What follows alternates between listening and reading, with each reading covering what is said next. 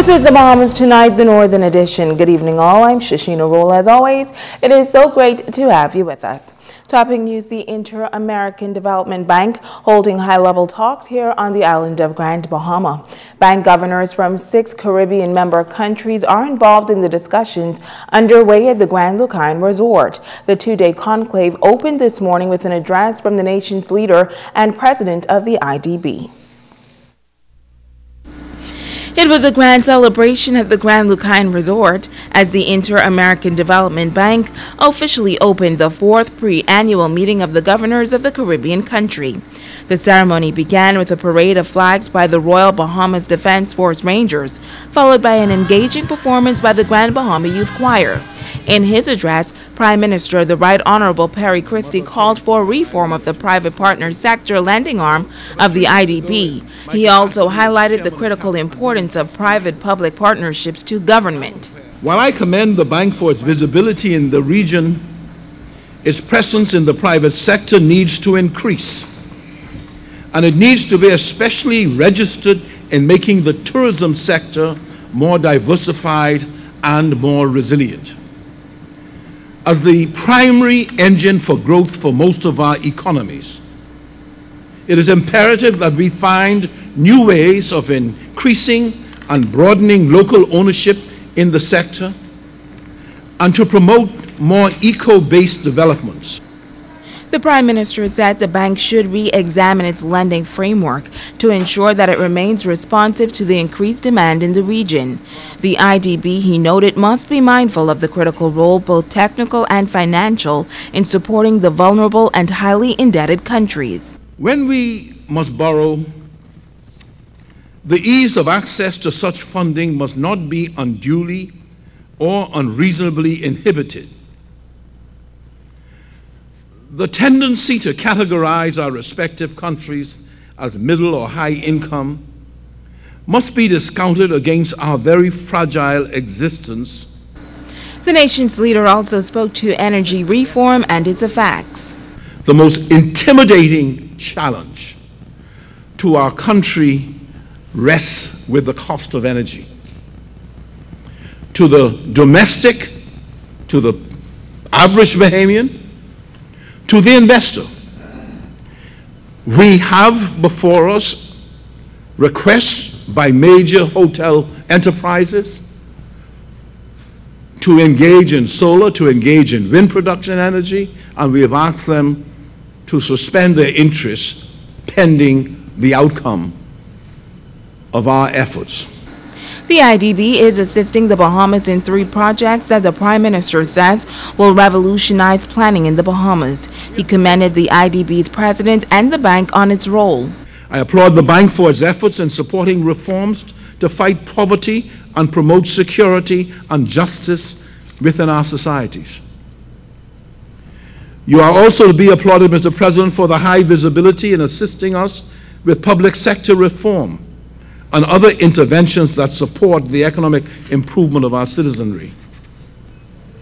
In closing, I wish to express our gratitude to you for ensuring that our region is not marginalized within the IDB, and to thank you for partnering with us to advance our development objectives.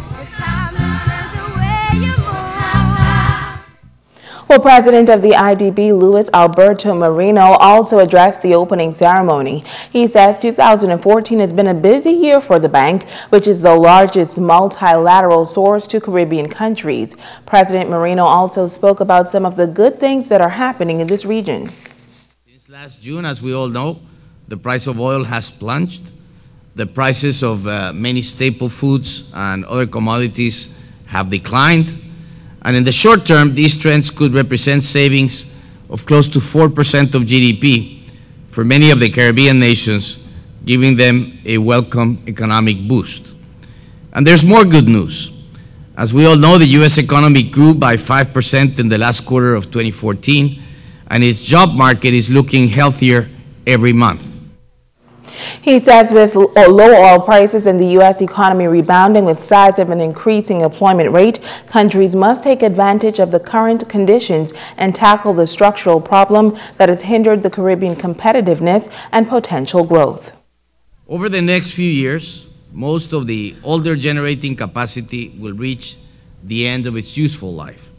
So countries could use some of the savings that come from lower oil prices to help modernize their energy governance regimes, and more importantly, to finance the necessary reforms.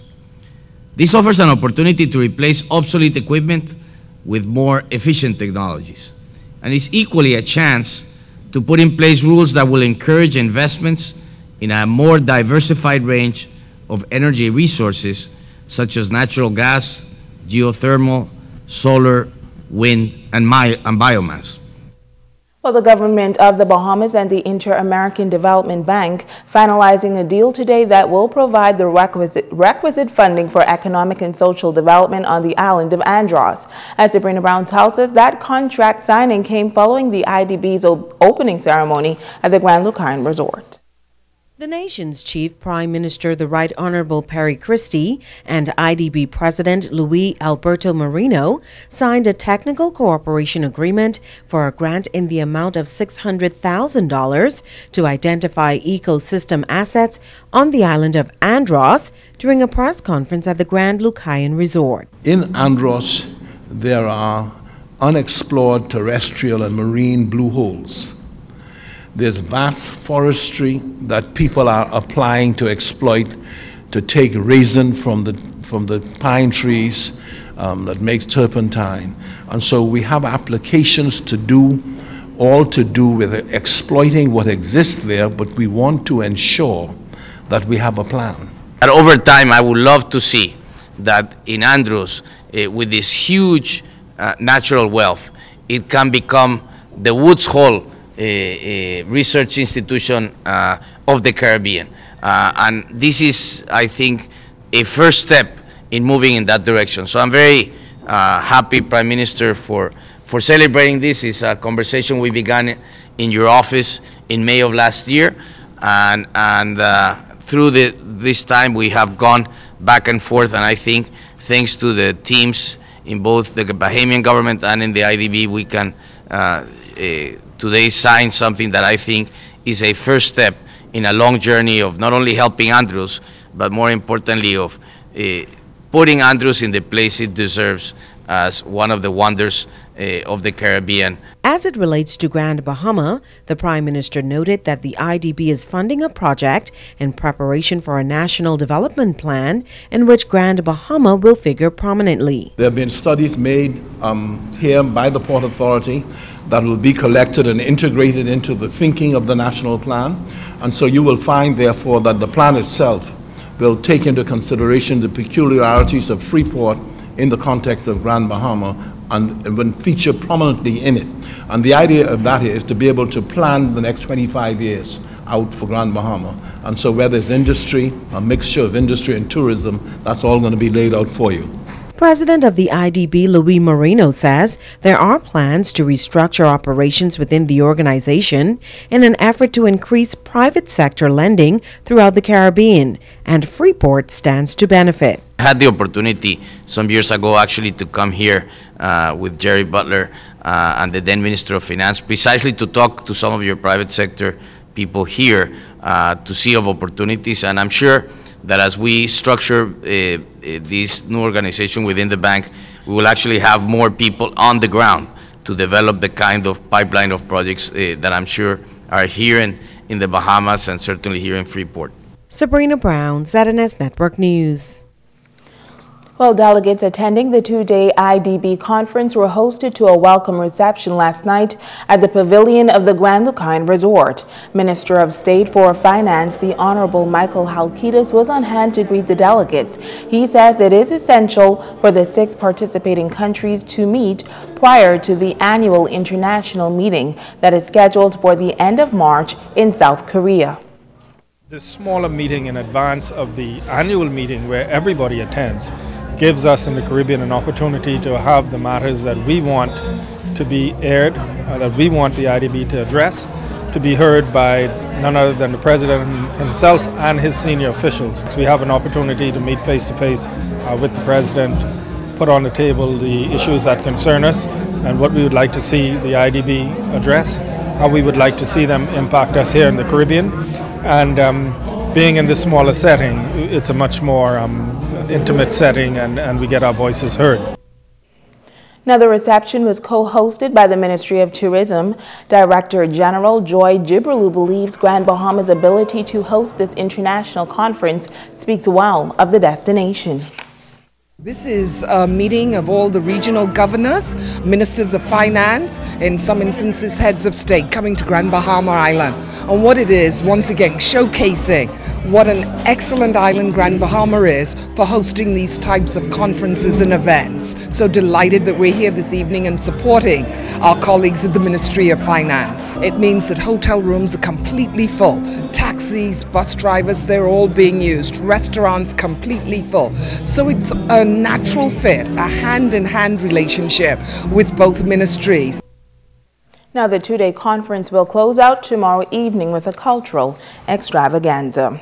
And ZNS News has learned that a large percentage of the staff at the Bahamas Telecommunications Company did not show up for work today. We visited several substations, including the downtown office. Company vehicles were parked and customers were being turned away. This apparent sick out comes after the employees learned that close to 150 of them may reportedly be axed and given severance packages by the end of March. Union officials say they cannot say what type of impact today's actions has had on BTC. We contacted BTC officials. They say they plan to issue a statement on the apparent sick out soon. And Grand Bahama experiencing a cold snap, and that dip in temperature is accompanied by strong winds. Today, the high winds resulted in a familiar problem, flooding at the Fishing Hole Road. Throughout the day, the water flowed across the Hawksbill Creek, but motorists were able to carefully traverse the busy thoroughfare that connects West Grand Bahama to Freeport. Meteorologist Kirk James says that these conditions are expected to continue until midnight. We had some strong northwesterly winds, 25 to 35 knots earlier today, and that brought some water across, and for the most part after that there was sea spray reported by the police. There was sea spray out there. The wind's going to veer to northerly tonight, come down to 20 knots, and then after midnight 15 knots. The next high tide, usually high tide will be the problem. The next high tide is 8 o'clock tonight, and the winds, like I say, should be around 20 knots and going down. Will that be sufficient to bring the water back across? I kind of doubt it, but you know, when you talk about 25 to 35 knots, that's gust to gale force, so that kind of wind force would send that water across the road. It's a less chance tonight, I would say, less a chance, and of course the chance will diminish completely, but after midnight. Now, James says the temperature is expected to drop to the 40s tonight, and there is a slight possibility that a new record could be set. Tonight, temperature is going to depend on two factors. The wind's expected to be strong, so you're going to get some mixing, so it shouldn't go so low. And of course, the sky cover. Most of the models forecasting the clouds to come in. If that occurs, and with the winds, 48 should be sufficient to hold that temperature. If that does not occur, the winds could, the temperatures could drop down as low as 42, which is the record set in 1996, 42 degrees in February. So bundle up with layers of clothing, and all we can say is keep warm. Stay with us. More news right after this.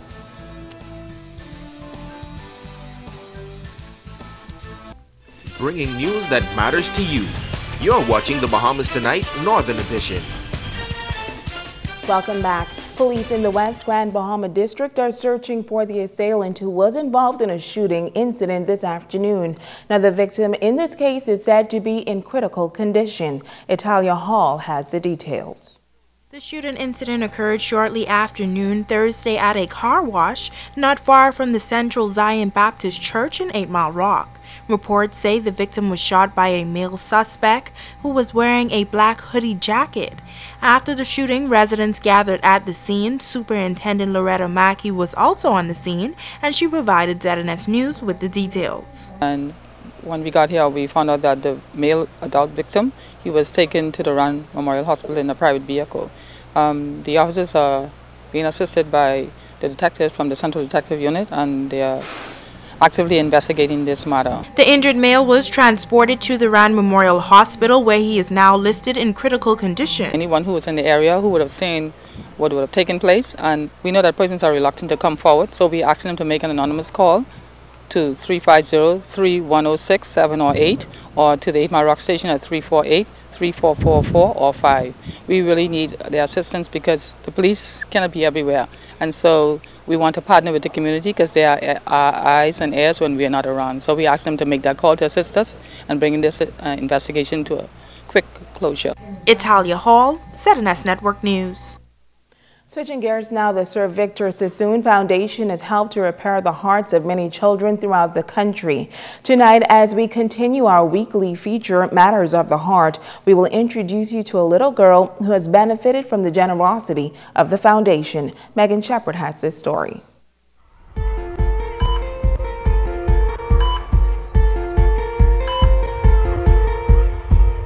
4-year-old Halo was born with many health challenges, including complications with her brain, epilepsy, and a heart murmur. Her mother, Latoya Musgrove, says Halo was definitely blessed to be here today. A heart murmur is when you have a hole in your heart. She had 3, among other defects. She wasn't getting proper blood flow throughout her body, and her immune system wasn't good, so she would get sick very often. It's been a long road, but ever since the surgery, she's improved a lot. Musgrove says that as a mother, it's hard to put in words her feelings after hearing the news of Halo's condition. She says it's important to have a strong support team and to keep your child's health as the #1 priority. It was very difficult. It was like a truck had hit me. A lot of times you think about all the negative and your mind just goes in a million different places. You can't explain it unless it's happened to you, I guess. But I've had a lot of support from her father and family and friends. Halo had her surgery in New Providence in 2012, and today she is doing much better. Musgrove says she even started school and enjoys being with other students. It was a PDA ligation, and it was one problem that they corrected. She had a lot of other issues that may have needed further surgery, but since that one was done, her health improved a lot, and she doesn't need the other ones anymore. After she had her surgery, she improved a lot, and she started moving a lot more. Of course, she has other challenges with her brain condition and development delays, but as from where she had the heart surgery, it's been good. It's been better. To other mothers that may have children with heart defects, she says to keep God first and have supportive family and friends. I've seen other mothers gone through the same thing, and some of their outcomes weren't good. She has been blessed to come this far. Sometimes I thought she wouldn't make it, but I had to put my faith in God and be strong for her. There were times when it was really difficult, but I tried my best to make it through. Megan Shepard, 7S Network News. Stay with us to check on sports when we return. This portion of the news is brought to you by Freeport Jewelers in Port Lucaya. Fashion starts here. Do you know what driving while intoxicated means? Motorists who drive while texting. Did you know that motorists who talk on handheld or even hand-free devices while driving are just as impaired as drunk drivers? Countless of accidents happen every year, and even deaths due to these thoughtless actions. So remember, the next time you're tempted to text and drive, remember it may mean life or death. This message was brought to you by the Broadcasting Corporation of the Bahamas and John West Shoe Store. We're going to take you there in style. At Insurance Management Bahamas Limited, you will find a clean environment and friendly staff with smiling faces. They offer commercial insurance for property and casualty, marine and aviation insurance for hull and cargo, homeowners insurance, building contents and personal effects, automobile insurance for private and commercial, life insurance for group and individual, medical insurance for group and individual, pension investments for groups, personal accident and disability for group and individual, and they have a convenient drive-through. For all your insurance needs, Insurance Management Bahamas Limited, located at the Insurance Management Building, Pioneers Way, Freeport. Phone 350-3500. Nobody does it better.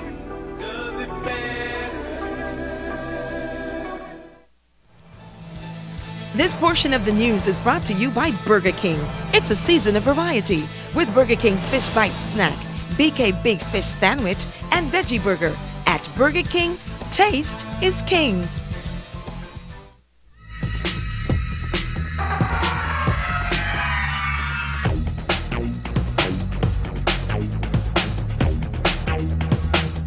Well, sports is dedicated tonight to Jermaine Lloyd from Brooklyn, New York. That was my best Brooklyn accent. I hope it worked. Well, the Rising Star baseball and softball leagues are not in full swing. The official opening ceremonies held this past Saturday. Italia Hall picks up the action. The Rising Stars Baseball and Softball Development League hosted its official opening ceremony for the 2015 season on Saturday. The league seeks to motivate, train, and develop the necessary skills in boys ages 3 to 18 for a successful future on and off the field. Guest speaker of the event was Vice President of the Bahamas Olympic Association, Mr. Aram Lewis, who gave some insightful advice to the team. Continue to study and understand the local and international rules. Partner with your stakeholders and with similar federations locally and abroad, as this is the best way to develop. President of the league, Yvonne Lockhart, says they have included a draft system that will challenge and thoroughly prepare athletes for competition. Our league is basically young, and we're going to focus on the total development of the child on and off the softball field.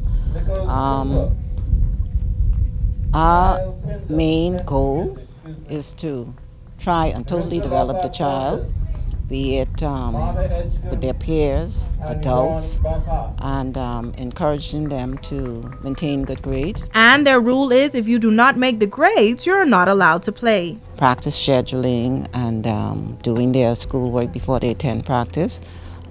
We try to instill in them from an early age that you need to learn and balance both. Lockhart encourages members of the community to come out and give their support. I just want to encourage parents, fans, family members to come out and support the kids. This is not a babysitting job, so, they need to see what we're doing here with their kids and to be a part of it. The league is looking forward to their first major event, which is the spring baseball and softball tournament scheduled for April 9th through 12th, where players from the Family Island will participate as well. Italia Hall, Saturn S Total Sports. Thanks, Italia. Well, the first ever Dan Marino and Friends football game is Saturday, February 21st at the Thomas A. Robinson National Stadium. The Minister of Tourism, the Honorable Obi Wilshcombe, says it's going to be an exciting flag football game featuring the Bahamas All-Stars, which include Bahamian dignitaries and the Miami Dolphin Legends. The Legends game is scheduled for 5 p.m. on Saturday. Having Dan Marino, Nat Moore, the Mark brothers all come to the Bahamas is great. There are many Dolphin fans in the Bahamas, but they've come here as friends, as partners. They come here to help us promote our country. Their fan base is so huge, they help us to promote the Bahamas, and I feel so very good about that. Now, having them play in a game of flag football and watching all the old players from the CAFL come up there and try to play, that's going to be interesting. I think I'm going to sit on the sidelines and maybe coach a little bit, but I'm not going to be so foolish to go in that game. Well, Jermaine, get yourself some conch salad, conch chowder, and call it a night. That's a check on sports.